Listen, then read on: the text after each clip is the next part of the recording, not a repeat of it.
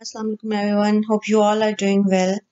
तो हमारी पहली जो वीडियो थी वो एक्सेप्टेंस लेटर के बारे में थी, और जो सेकंड वीडियो है बेसिकली इसमें जो जो मैंने आपको बताया था वो मैंने आपको प्रैक्टिकली करके दिखाया है। इसमें हम अब जैसे नेक्स्ट स्लाइड पे जाएंगे तो वो पूरा एक स्टेप है, पूरा प्रोसीजर है स्टार्ट से लेके, मतलब आप उठे, आपने लैपटॉप खोला, कैसे आपने एक्सेप्टेंस तक का पूरा सफर जो है वो तय किया है।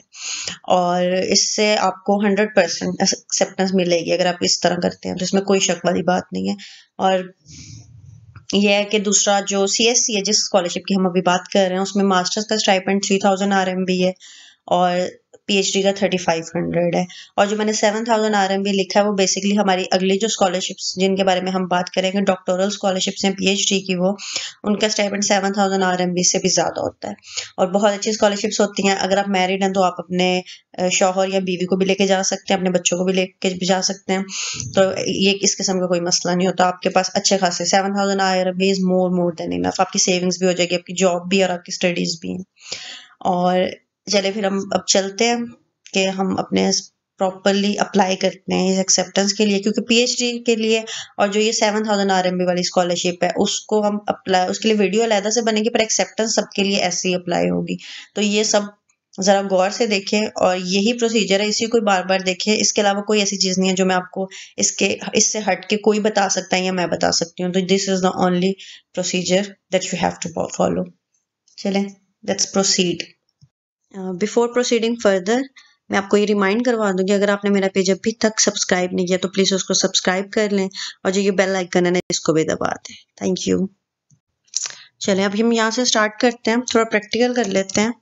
तो ये है चाइनीज़ गवर्नमेंट स्कॉलरशिप, ये हमने यहाँ पे लिखा है।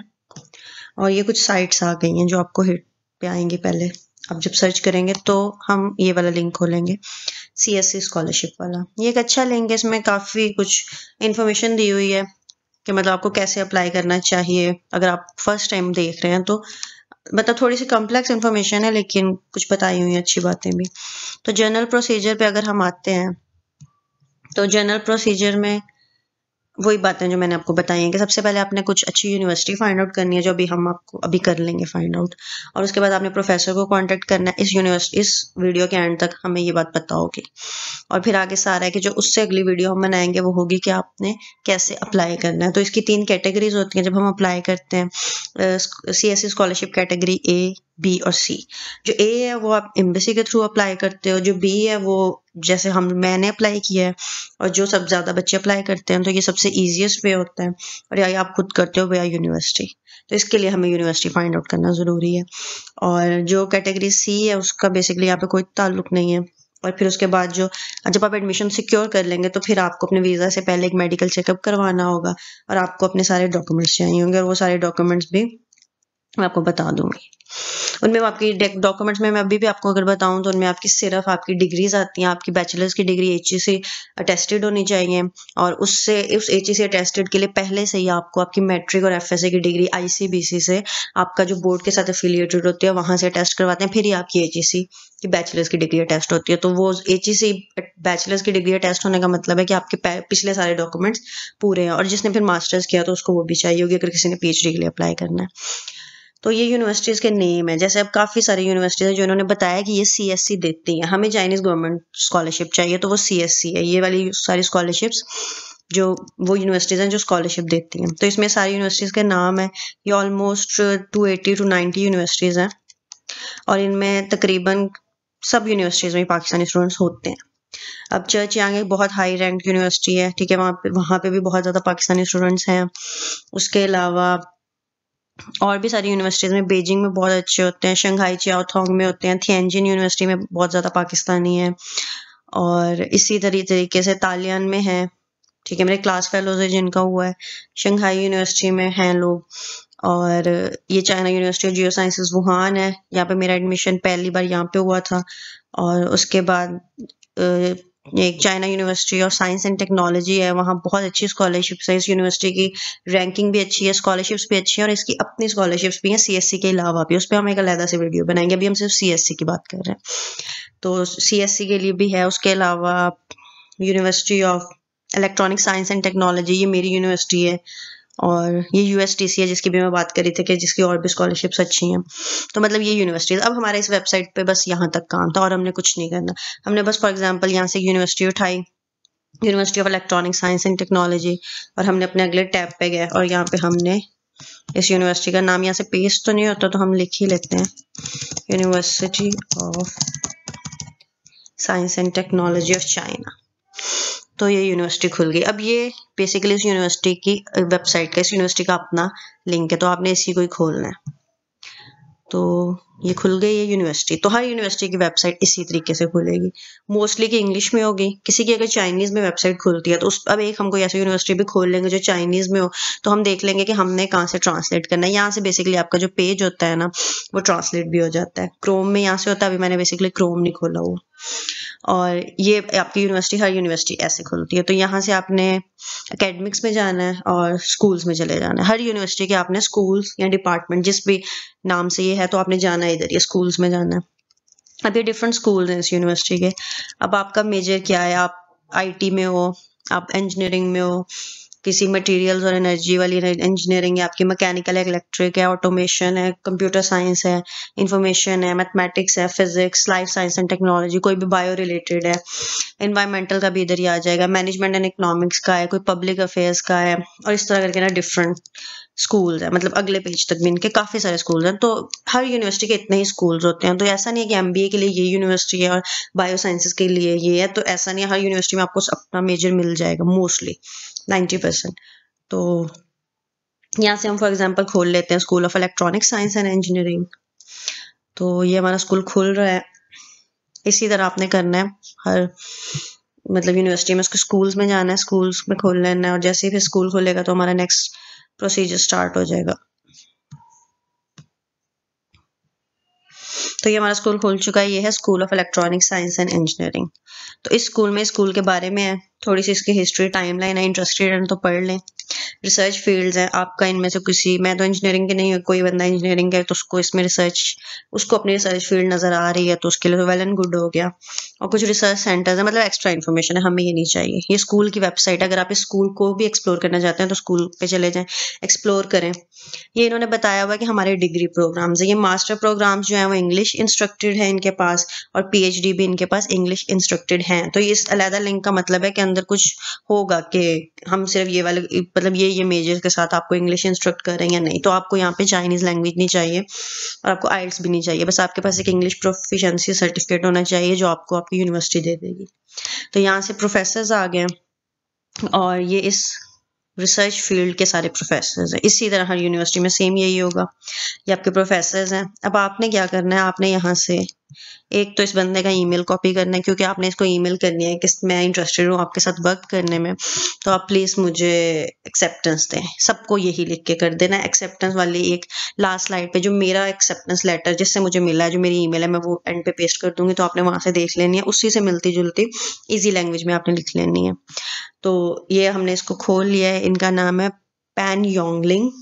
तो चाइनीज में जो ब होता है उसको हम प बोलते हैं, पैन योंगलिंग और गाओ युआनसी, और इसी तरह करके ना। बेसिकली चाइनीज लैंग्वेज की क्लास नहीं है। स्कॉलरशिप किया तो यहाँ से हम स्टार्ट कर लेंगे। जाहिर सी बात है आपको अपने प्रोफेसर का एटलीस्ट नाम तो प्रोनाउंसिएट करना आना चाहिए। तो फिर जिस जिसको स्कॉलरशिप मिलेगी वो यहाँ पे अपने प्रोफेसर का नाम कमेंट बॉक्स में लिख दे, तो हम उसकी प्रोनाउंसिएशन भी बाद में कर लेंगे। तो हम इस पे चले गए योंगलिंग पे, और योंगलिंग जो है वो मेल है, ये उनका फ़ोन नंबर है, ये उनका ईमेल है। ये ईमेल हमने कॉपी कर लेना है। एड्रेस की हमें ज़रूरत नहीं है। मेजर हमें पता होना चाहिए कि इन्होंने 4G 5G terminal antenna and millimetre wave multi beam antenna अरे में इन्होंने कोई काम किया हुआ है, और ये इनके रिसर्च इंटरेस्ट हैं, और ये इनकी बायोग्राफी है। आपने पढ़ लेना है कि इन्होंने BS कहाँ से किया, इन्होंने MS कहाँ से किया, इन्होंने PhD कहाँ से की, और ये सब कुछ करके अगर तो आप इंजीनियरिंग के हैं तो आपको ये सब कुछ रिलेट। मैं लाइफ साइंसेज की हूँ तो मैं एक लाइफ साइंसेज के प्रोफेसर भी खोल देती, लेकिन वो ऑल इन ऑल मेरे जैसे हो जाते हैं। तो मैंने यहाँ बताया कि अगर किसी को ये मतलब हिट कर रहा है, किसी के साथ है, तो सब में यही होगा। जब आप खोलेंगे तो आपको बायोग्राफी, अब ये बायोग्राफी और रिसर्च इंटरेस्ट पढ़ने का मकसद ये है कि रेलिवेंसी, जब आप अच्छा काम करेंगे ना तो रिजल्ट भी अच्छा आएगा। अगर आप रेलिवेंसी पढ़ेंगे, आपको पता है ये प्रोफेसर 100% आपके साथ आपके काम का है, और 100% नहीं भी, चलो 80% तो एटलीस्ट है, तो फिर आपने इसको ईमेल करनी है। और आप ईमेल लिखते हुए भी कॉन्फिडेंट होंगे, आप इनको इनके नाम से बुलाएं, आप इनको यही काम बताएं, आपको नहीं भी ज्यादा इंटरेस्ट है इस काम में आपका, लेकिन इससे मिलता जुलता है, तो आप कह सकते हैं कि मेरा ये भी इंटरेस्ट है और मैं ये सीखना चाहता हूँ। बिकॉज यही तो अच्छी बात होती है ना, हम आगे जाके भी सीखना चाहते हैं। हमने एक काम किया, हम वो ही नहीं करना चाहते, लेकिन हम उसके साथ, अगर हमारी मेरी फील्ड है लाइफ साइंसेज बायो है, तो उसमें एक काम मैंने कर लिया है, एनजीएस पे कर लिया है, तो अब उसके साथ मिलते जुलते जो भी काम है मुझे उनमें इंटरेस्ट होना चाहिए। तो इस तरह करके आपने एक अच्छी सी रिसर्च स्टेटमेंट लिख के उनको मतलब बताना है कि I am interested in your work, और like I wanted to pursue my major या my research in this field, और फिर आपने उनको ईमेल कर देनी है। तो ये बेसिकली रिसर्च, प्रोफेसर का रिसर्च इंटरेस्ट पढ़ने का सिर्फ यही मकसद है। अगर आप ये पढ़ना बिल्कुल नहीं चाहते, आपको सिर्फ ये पता चल गया है कि यहाँ मतलब इतना ही आपके लिए काफी है, जो ये लिखा हुआ था और जो ये लिखा हुआ था कि इलेक्ट्रोमैग्नेटिक फील्ड और माइक्रोवेव टेक्नोलॉजी में इनका काम है, आपके लिए अगर इतना ही काफी है तो बस आप यहाँ से ईमेल कॉपी करें और आपने इनको ईमेल कर देना है। तो ये काम हो गया सारा, ठीक है। तो ये हो गया हमारा एक्सेप्टेंस का एक practical. Last but not the least ये है कि ये ईमेल है जो मैंने आप लोगों को कहा था कि मैं आपके साथ एक ईमेल भी शेयर कर दूंगी। ये वो ईमेल है जो मैंने भेजी थी और इस पे मुझे 2-3 एक्सेप्टेंस मिल गई थी। तो आपने अपना नाम लिखना है, उनको ये बताना है कि मैं आपके साथ मास्टर्स करना चाहता हूँ या पीएचडी करना चाहता हूँ, और ये बता देना है कि मैं चाइनीज गवर्नमेंट स्कॉलरशिप 2022 के लिए अप्लाई करना चाहता हूँ। और उसके अलावा आपने बता देना है कि मैंने बैचलर्स किया है या मास्टर्स किया है, कहाँ से किया है, क्या सीजीपी आया मेरा, सिर्फ ये एक लाइन में। और जो मैंने ये रेड किया है उसके बाद इन 2017 आई गॉट अ स्कॉलरशिप, तो अगर आपके पास कोई अलहदा से आपको कोई स्कॉलरशिप कभी मिली हो तो आपने वो भी मेंशन कर देनी है। और अगर आपको थोड़ी बहुत चाइनीज लैंग्वेज आती हो तो आप वो भी मेंशन कर सकते हैं, या ये कह सकते हैं कि मुझे शौक है चाइना आके चाइनीज लैंग्वेज सीखने का, या चाइनीज लोगों के साथ कोई क्रॉस कल्चरल कम्युनिकेशन करने का। तो ऐसी कुछ भी एक लाइन में सिर्फ बात होनी चाहिए, हाफ सेंटेंस इनफ है। सेकंड पैराग्राफ पे आए तो आप अपना सारा सिर्फ प्रोफेशनल काम बताएं जो आपने किया है, और जो मैंने यहाँ पे सब मेंशन किया है तो ये सारे काम मैंने किए हुए थे। इसके अलावा भी मैंने कुछ काम किए थे लेकिन वो मैंने मेंशन नहीं किए क्योंकि मैंने उनका प्रोफाइल देख लिया था और मुझे पता था कि उनके इंटरेस्ट क्या है। तो मैंने कुछ एक्स्ट्रा भी मेंशन किया जिनका मैंने सिर्फ सब्जेक्ट्स पढ़े हुए थे। जाहिर सी बात है जब मेरा ट्रांसक्रिप्ट उनको जाएगा तो उनको नजर भी आ जाएगा कि मैंने वो सब्जेक्ट्स पढ़े हैं या नहीं पढ़े और कितने क्रेडिट आवर्स के पढ़े हैं। तो उसके बाद मैंने अपने पेपर्स बताए उनको कि मेरी ये पब्लिकेशन है। पब्लिकेशन आपको अच्छे मार्क्स दे देती है, अगर आपके पास है तो आप जरूर मेंशन करें, नहीं है मास्टर्स के लिए तो इसका कोई प्रॉब्लम नहीं है, लेकिन पीएचडी के लिए ऑब्वियसली ये प्रॉब्लम होगा। और मास्टर्स में फिर आप ये बता दें कि मेरे पास ये जो स्किल्स मैंने एक्वायर किए मैं आपकी लैब में आके आपसे मजीद सीख के इनको इन्हेंस करना चाहता हूँ और ग्रूम करना चाहती हूँ, ये जो भी। और उसके बाद जो एंड वाली लाइन है टू एनहांस माय स्किल्स, ये मैंने इस वजह से लिखी थी क्योंकि जब मैंने अपने प्रोफेसर को अप्लाई किया था तो मैंने उनके रिसर्च इंटरेस्ट उनके पेपर में देख लिया था कि मतलब वो आर लैंग्वेज उनको बहुत पसंद है और इस पे काम करना चाहते हैं, एनजीएस पे काम करना चाहते हैं, बायोमार्कर्स पे। तो फिर मैंने ये वाली लाइन ऐड कर दी थी इस वजह से। और मैंने उनको कह दिया था कि मैं इस पे ऑनलाइन कोर्सेज ले रही हूँ क्योंकि जाहिर सी बात है मैं अपने घर पे हूँ और मैं नहीं ले रही थी। तो आपने ऐसा कर देना है, ऐसा कुछ लिख दें एक आध लाइन। और अगर आपको उस प्रोफेसर से फिर एक्सेप्टेंस मिल जाती है तो आप जरूर ऑनलाइन कोर्सेज भी लें। डिफरेंट वेबसाइट्स हैं जो बहुत अच्छे अच्छे ऑनलाइन कोर्सेज हैं, तो हम वो भी उसके बारे में भी हम आगे चल के बात करेंगे। और उसके बाद बस आप उनको अपना रिज्यूमे भेज दें और ट्रांसक्रिप्ट भेज दें और रिसर्च प्रपोजल भेज दें। तो रिसर्च प्रपोजल के बारे में भी हम बात कर लेंगे आगे जाके कि उसके लिए आपको क्या चाहिए। अभी फिलहाल आपको एक्सेप्टेंस के लिए सिर्फ इतना काफी है। तो ये आपका एक्सेप्टेंस का है। पीएचडी वालों के लिए एक्सेप्टेंस थोड़ी ज्यादा जरूरी होती है एज कम्पेयर टू मास्टर्स। जो मास्टर्स के लिए जाना चाहते हैं उनके पास नहीं भी स्कॉलरशिप है तो उनके 60-70% चांसेस होते हैं कि विदाउट एक्सेप्टेंस भी उनका एडमिशन हो जाएगा। लेकिन पीएचडी के लिए प्रोफेसर की बहुत इंपॉर्टेंस होती है। जाहिर सी बात है अपने प्रोफेसर के साथ जाके सारा काम करना होता है, तो उसके लिए एक्सेप्टेंस जरूरी है। तो जो पीएचडी करना चाहते हैं वो जरूर इसको फॉलो करें और उनको इंशाल्लाह एक्सेप्टेंस मिल जाएगी। बाकी जो जिनको नहीं एक्सेप्टेंस मिल रही तो ये दिसंबर का मंथ है एक्सेप्टेंस का। जनवरी में प्रॉपरली एडमिशन स्टार्ट हो जाते हैं, मतलब आप एप्लीकेशन अपनी सबमिट करना शुरू हो जाता है। जो मैंने आपको बताया था कि कैटेगरी बी है जिसमें हमने अप्लाई करना है, तो वो हम वहां से स्टार्ट करेंगे। नेक्स्ट वीडियो में हम बता देंगे। फिर जिनको स्कॉलरशिप एक्सेप्टेंस मिलता है वो भी वैसे ही अप्लाई करेंगे, जिनको नहीं भी एक्सेप्टेंस मिलता वो भी एक्सेप्टेंस लेटर के बिना ही वैसे अप्लाई कर देंगे और उनके भी अच्छे खासे चांसेस होते हैं। मेरी यूनिवर्सिटी में बहुत ज्यादा ऐसे बच्चे थे जो मास्टर्स के थे और विदाउट एक्सेप्टेंस आए हुए थे, उन्होंने सिर्फ उस पोर्टल पे अप्लाई किया हुआ था। So that's all for today. अगर आपको ये वीडियो पसंद आई हो तो जरूर इसको लाइक करें, पेज को सब्सक्राइब करें और उन लोगों तक पहुंचाएं जो अभी अभी बैचलर्स करके आए हैं और वो पाकिस्तान में नहीं रहना चाहते, तो वो स्कॉलरशिप लें, बाहर जाएं। बड़ा अच्छा एक्सपीरियंस होता है बाहर जाके मास्टर्स करने का। आपको अच्छा फील होता है और चाइना के लोग बहुत अच्छे हैं, बहुत वेलकमिंग है। तो दैट्स ऑल। तो इसको लाइक करें, सब्सक्राइब करें। Thank you so much. कोई प्रॉब्लम हो तो टू कमेंट। Allah Hafiz.